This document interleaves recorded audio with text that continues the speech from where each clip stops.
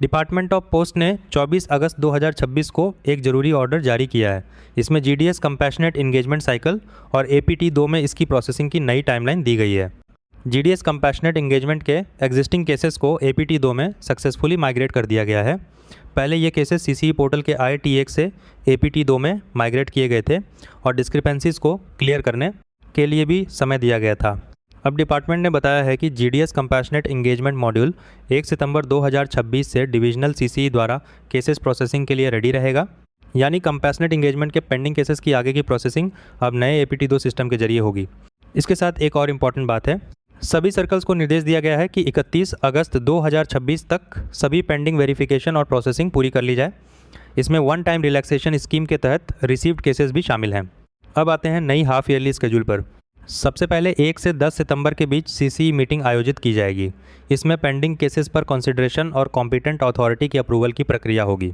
इसके बाद 11 से 25 सितंबर के बीच RO और CO लेवल पर कंसर्न्ड AD या APMG द्वारा CCE से फॉरवर्ड किए गए केसेस की स्क्रूटनी की जाएगी। इस स्टेज पर यह देखा जाएगा कि केस को अप्रूव करना है, रिजेक्ट करना है या किसी डिस्क्रिपेंसी अथवा डिफरेंस ऑफ ओपिनियन पर ऑब्जर्वेशन देना है। इसके बाद केसेस कॉम्पिटेंट अथॉरिटी के सामने जाएंगे। 25 अक्टूबर तक RO या CO लेवल पर इन एप्लीकेशंस पर कंसिडरेशन करेंगे। फिर 26 अक्टूबर से 10 नवंबर तक कॉम्पिटेंट अथॉरिटी अपने रिमार्क्स रिकॉर्ड करेगी। केस अप्रूव्ड हो सकता है, रिजेक्टेड हो सकता है या अगर किसी पॉइंट पर क्लैरिफिकेशन या रेक्टिफिकेशन की ज़रूरत है तो केस डिवीज़न को वापस भेजा जा सकता है।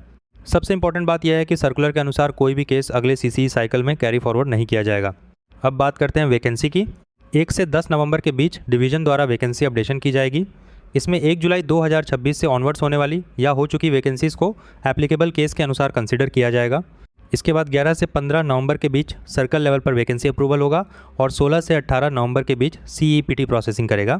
इसके बाद रिकमेंडेड कैंडिडेट के लिए एक इम्पॉर्टेंट स्टेज आएगा। 19 से 25 नवंबर के बीच रिकमेंडेड कैंडिडेट से पोस्ट प्रेफरेंस सबमिट कराई जाएगी और आखिर में 30 नवंबर 2026 को डिवीज़न द्वारा रिकमेंडेड कैंडिडेट को फाइनल पोस्ट अलॉटमेंट और PE लेटर इशू करने का स्केड्यूल दिया गया है। तो दोस्तों, पूरी सर्कुलर को आसान भाषा में समझे तो जीडीएस कंपैशनेट इंगेजमेंट के केसेस अब एपीटी 2 में प्रोसेस होंगे और इसके लिए पूरी टाइमलाइन निर्धारित कर दी गई है।